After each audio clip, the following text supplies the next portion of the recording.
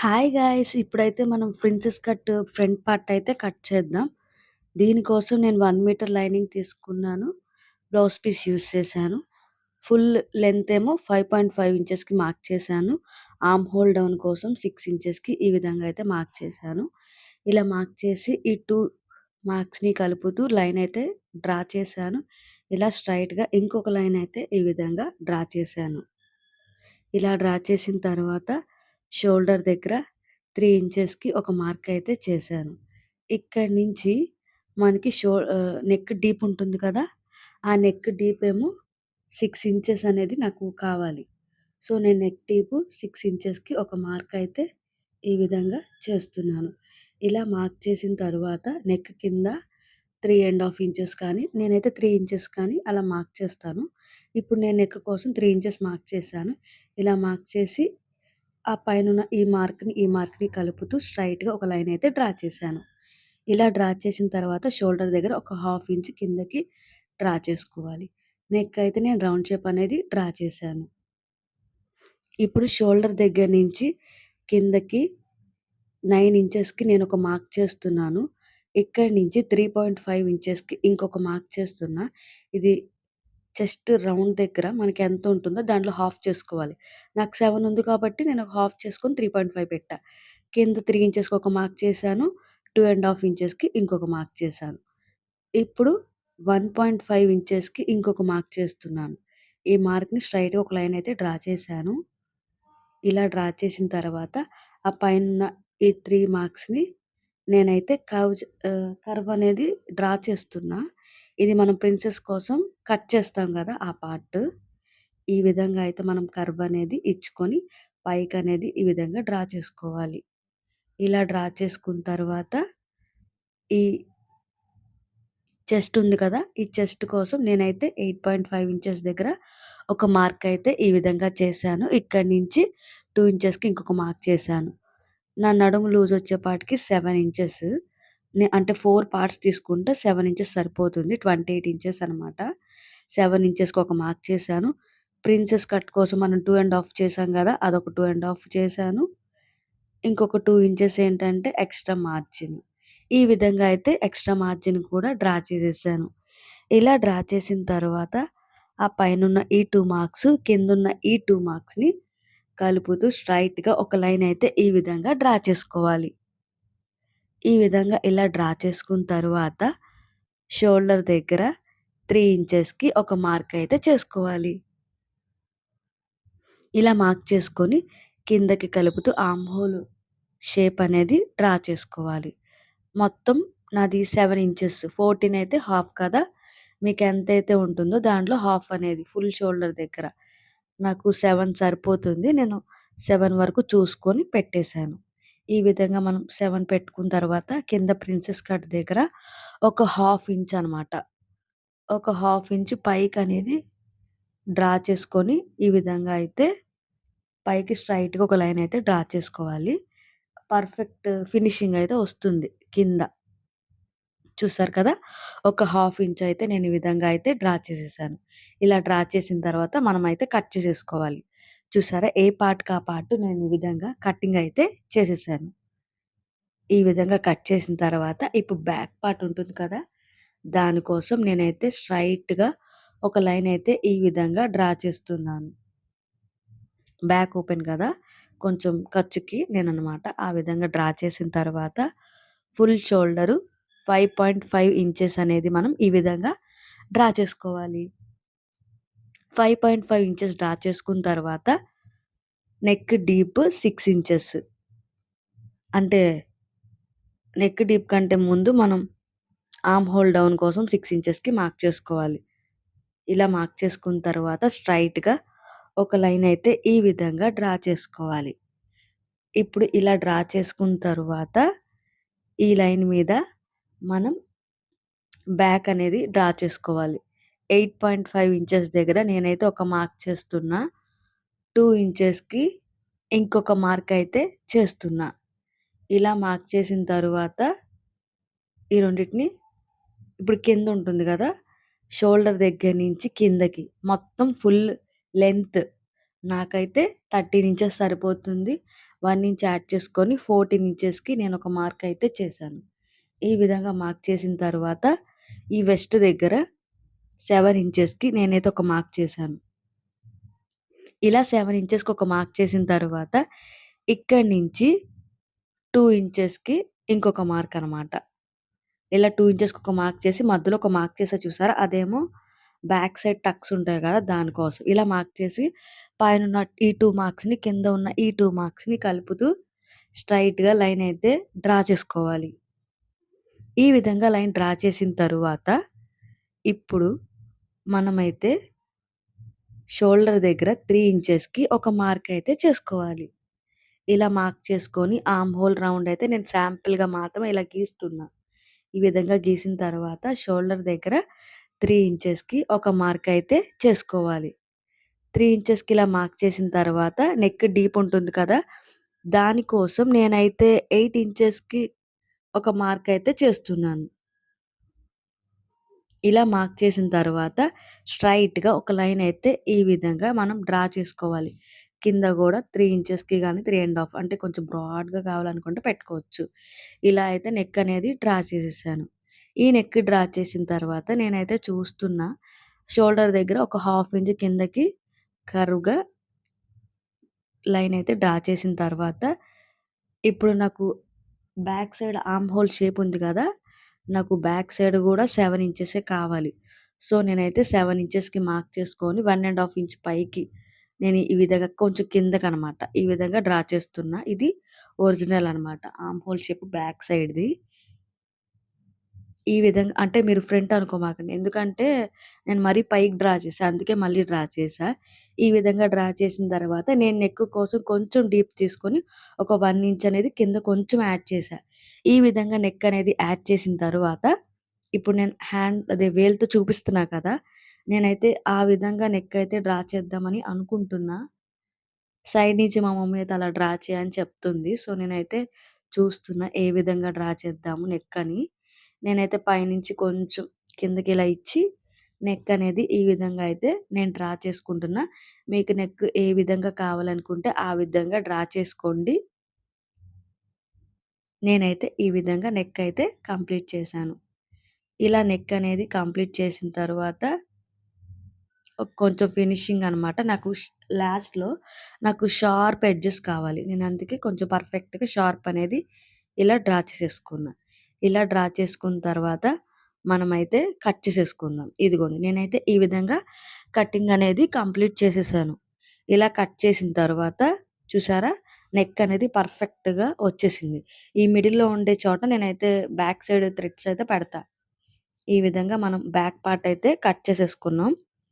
ఇలా కట్ చేసుకున్న తర్వాత ఇదైతే ఫ్రంట్ పార్ట్ ఉంటుంది గదా! Princess part. ఆ పార్ట్‌ని నేనైతే పెడుతున్నా బ్యాక్ పార్ట్ మీద. అదే విధంగా సైడ్స్ ఒస్తది గదా! ప్రిన్సెస్ కట్‌కి ఆ పార్ట్స్ కూడా ఈ విధంగా మనమైతే ప్లేస్ చేసుకోవాలి. ఎందుకంటే బ్యాక్ పార్ట్, ఫ్రంట్ పార్ట్ సమానంగా ఉండాలి. ఇలా ప్లేస్ చేసుకున్న తర్వాత ఒక 1 ఇంచ్ నేను ఎక్స్‌ట్రా తీసుకున్నా. ఎందుకంటే నేను ఖర్చు తక్కువ తీసుకున్నా గదా! అందుకోసం నేను ఎక్స్‌ట్రా తీసుకోవాల్సొచ్చింది.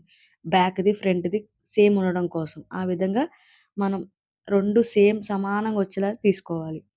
నేను ఎక్స్‌ట్రా తీసుకోవాల్సొచ్చింది లాస్ట్‌లో. తీసుకున్న తర్వాత ఇప్పుడు నేను బ్లౌజ్ పీస్ అయితే డబుల్ లేయర్ మీద ఇలా వేసి ఈ విధంగా అయితే మనం మామూలుగా ప్లేస్ చేసుకోవాలి. మీరు ప్రిన్సెస్ కట్ ఫ్రంట్ కట్ చేసుకుంటే ఫ్రంట్ అనేది, ఇలా బ్యాక్ అయితే బ్యాక్ అనేది మనం ఈ విధంగా ప్లేస్ చేసుకోవాలి. నేనైతే నేను బై బై మిస్టేక్ ఏంటంటే ఫ్రంట్‌కి పెట్టాల్సింది పోయి ఈ చివరకి పెట్టా చూసారా? కటింగ్ చేసేటప్పుడు నేను మళ్ళీ సరి చేసుకున్నా. ఈ విధంగా మనమైతే బ్లౌజ్ పీస్ మీద బ్యాక్ పార్ట్, ఫ్రంట్ పార్ట్స్ అనేది ఈ విధంగా పెట్టేసుకొని కటింగ్ అయితే చేసేసుకోవాలి. ఇదిగోండి. నేనెలా కట్ చేశాననేది కూడా మీకు చూపిస్తున్నాను. ఇప్పుడు ఇదుంది చూసారా? ఇదైతే బ్యాక్ పార్ట్ అనమాట. ఇలా బ్యాక్ పార్ట్ అయితే ఓపెన్ చేసేసి, ఈ విధంగా ప్లేస్ అయితే చేసేస్తున్నా. ఇలా బ్లాక్ పార్ట్ అయితే ఓపెన్ చేసిన తర్వాత నేను మిడిల్‌లో అయితే లాస్ట్‌లో కట్ చేస్తా. ప్రెజెంట్ అయితే నేను కట్ చేయను. ఇది మొత్తం నెక్ అయితే ఈ విధంగా మనమైతే స్టిచ్ చేయాలి.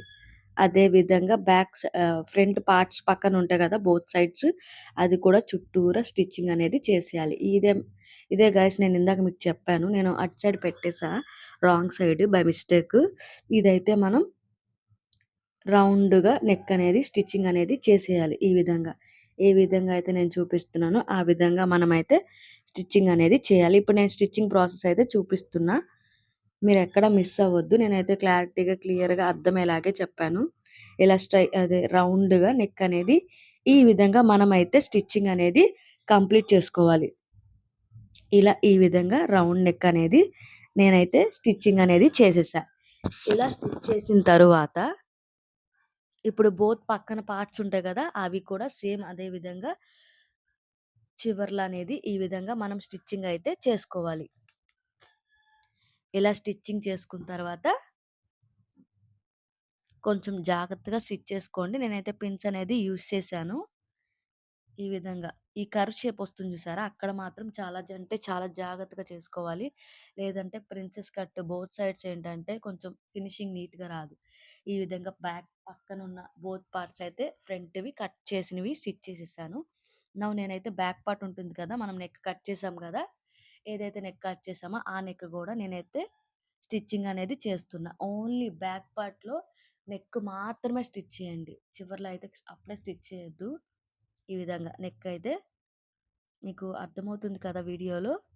నెక్ మాత్రం ఈ విధంగా మనమైతే స్టిచ్చింగ్ అనేది చేసుకోవాలి. ఈ కర్వ్ వచ్చింది చూసారా? అంటే కొంచెం షార్ప్ ఎడ్జెస్ వచ్చింది చూసారా? అక్కడ మాత్రం కొంచెం జాగ్రత్తగా చేసుకోండి. ఈ విధంగా మనమైతే స్టిచ్చింగ్ అనేది చేసుకోవాలి. ఈ విధంగా స్టిచ్చింగ్ చేసిన తర్వాత ఇదిగోండి నెక్ అయితే ఫుల్‌గా కంప్లీట్ చేసేసాను. ఇప్పుడు బోత్ సైడ్స్ ఉంటాయి కదా! నేను ఎక్స్‌ట్రా ఉన్న మనం 1 ఇంచ్ గాని, 1 ½ ఇంచ్ గాని ఎక్స్‌ట్రా తీసుకుంటాం కదా! స్టిచ్చింగ్ చేసిన తర్వాత లైనింగ్‌తో పాటు సమానంగా మెయిన్ ఫ్యాబ్రిక్ కూడా కటింగ్ అనేది చేసేసుకోవాలి. నేను వీడియోలో అయితే ఎలా అయితే చూపిస్తున్నానో అదే విధంగా మీరు కూడా లైనింగ్‌తో సమానంగా మెయిన్ ఫ్యాబ్రిక్‌ని కూడా కటింగ్ అనేది చేసేసుకోండి.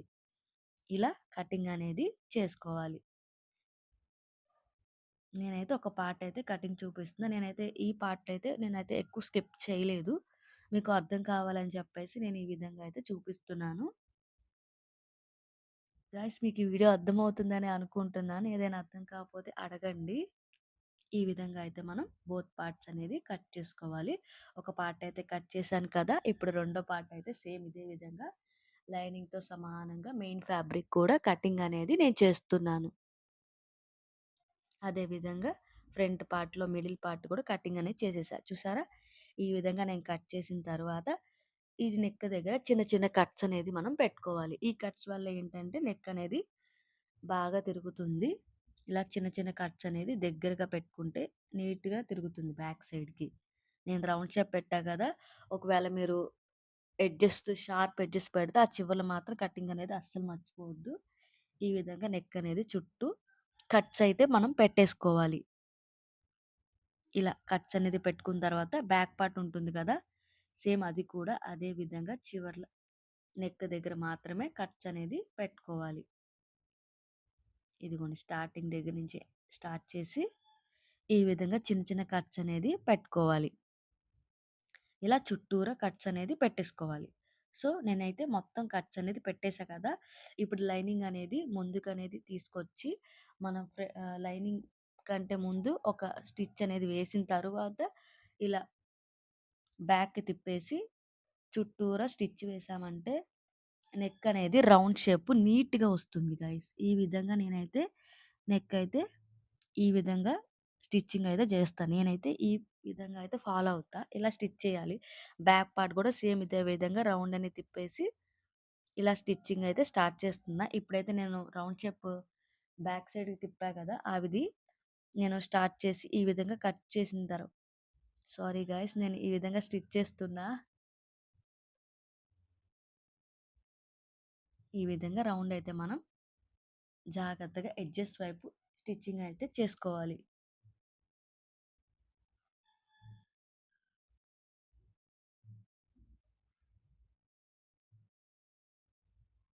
ఇలా ఈ విధంగా నెక్ అయితే ఫినిషింగ్ అయితే అయిపోయింది. చూసారా నెక్ అయితే ఎంత నీట్‌గా వచ్చిందో. ఈ నెక్ దగ్గరైతే మీకు కావాలనుకుంటే లేస్ కూడా ఏసుకోవచ్చు. ఇలా నెక్ అయితే స్టిచ్ చేసిన తర్వాత నెక్ అంటే దాని చుట్టూర్లు ఉంటాయి కదా! ఎడ్జెస్ దగ్గర కూడా మనం స్టిచ్ అనేది చేసుకోవాలి. మెయిన్ ఫ్యాబ్రిక్‌ని సమానంగా పెట్టి లైనింగ్ అనేది ఎడ్జెస్‌లో మాత్రమే స్టిచ్ చేసుకోవాలి. ఎక్కువ ఎక్కువ ఖర్చు పెట్టకుండా ఎడ్జెస్‌లో మాత్రం ఈ విధంగా అయితే మనం చుట్టూరా స్టిచ్చింగ్ అనేది చేసుకోవాలి. ఇదిగోండి ఈ విధంగా చుట్టూరా స్టిచ్చింగ్ అయితే చేసుకోవాలి. ఎక్కడ ముడతలు రాకుండా జాగ్రత్తగా మీరు కూడా పెన్స్ అయితే యూజ్ చేయండి. నీట్‌గా వస్తుంది ఫినిషింగ్.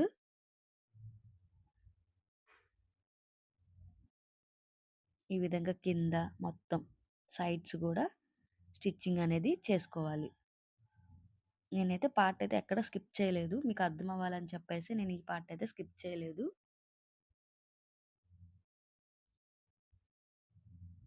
ఎడ్జెస్ దగ్గర కూడా జాగ్రత్తగా స్టిచ్ చేసుకోండి. మనం ఇది బోత్ పార్ట్స్ ఉంటది గదా! దాన్ని జాయిన్ చేసే పార్ట్ కదా! జాగ్రత్తగా స్టిచ్ చేసిన తర్వాత ఈ ఎక్స్‌ట్రా ఉన్న మెయిన్ ఫ్యాబ్రిక్ ఉంటుంది కదా! లైనింగ్‌తో సమానంగా ఏ విధంగా అయితే మనం ఫ్రంట్ పార్ట్ కట్ చేసామో అదే విధంగా ఈ విధంగా ఎక్స్‌ట్రా ఉన్న పార్ట్‌ని తీసేసేయాలి. ఇలా కటింగ్ అయితే మనం చేసుకోవాలి.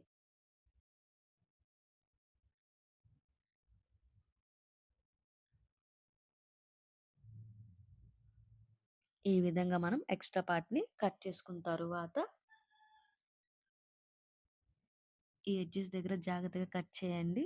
మనం జాయింట్ చేసుకునే పార్ట్ కదా! అది కొంచెం మిస్ అయినా ఫినిషింగ్ అయితే నీట్‌గా రాదు. పక్కా ఫెయిల్ అయిపోతుంది. సో, ఎడ్జెస్ అయితే ఖచ్చితంగా కట్ చేసేయండి. ఈ విధంగా మనం కటింగ్ అయితే కంప్లీట్ చేసాం. ఇప్పుడు నేను నెక్‌కైతే ఒక లేస్ అనేది యాడ్ చేస్తున్నా. అంటే ఇప్పుడు యాడ్ చేయను. నేను లాస్ట్‌లో మీకు చూపిస్తా. మనం నెక్‌కైతే ఈ విధంగా లేస్ అయితే యాడ్ చేసుకోవాలి. నేను రౌండ్ నెక్ పెట్టా గదా! నేను కొంచెం స్టోన్ లేస్ అయితే యూజ్ చేశా. ఇప్పుడు బ్యాక్ పార్ట్ ఉంటుంది గదా! నేను దాన్నైతే స్టిచ్చింగ్ అనేది చేస్తున్నాను. మనం ఫ్రంట్ పార్ట్ ఏ విధంగా అయితే స్టిచ్ చేసామో అదే విధంగా బ్యాక్ పార్ట్ కూడా నెక్ దగ్గర స్ట్రెయిట్‌గా అదే స్టిచ్చింగ్ చేస్తాం గదా! ఈ విధంగా నేనైతే చివర్ల బ్యాక్ పార్ట్ కూడా స్టిచ్చింగ్ అనేది చేస్తున్నాను. షోల్డర్ దగ్గర నుంచి నేనైతే స్టార్ట్ చేసి ఈ విధంగా అయితే స్టిచ్ చేశాను. చూసారా? నెక్ దగ్గర కూడా ఈ విధంగా మనం స్టిచ్చింగ్ అయితే చేసేసుకోవాలి. ఇలా చేసుకున్న తరువాత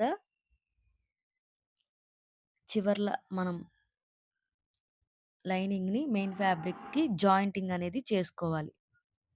ఈ విధంగా. ఈ విధంగా మనమైతే లైనింగ్‌ని మెయిన్ ఫ్యాబ్రిక్‌తో సమానంగా మనం ఫ్రంట్ పార్ట్ ఏ విధంగా అయితే జాయిన్ చేసుకున్నామో లైనింగ్‌తో సమానంగా ఈ విధంగా అయితే జాయిన్ చేసుకున్న తర్వాత ఎక్స్‌ట్రా ఉన్న ఈ ఫ్యాబ్రిక్ ఉంటుంది చూసారా?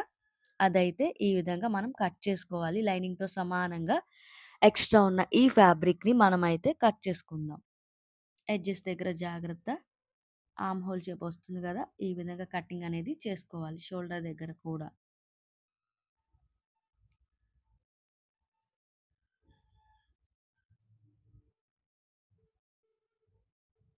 ఈ విధంగా మనం ఎక్స్‌ట్రా ఉన్న ఫ్యాబ్రిక్‌ని కట్ చేసుకోవాలి. మీకు ఈ వీడియో అర్థమవుతుందని అనుకుంటున్నాను. ఓకే కదా! అర్థమైంది కదా!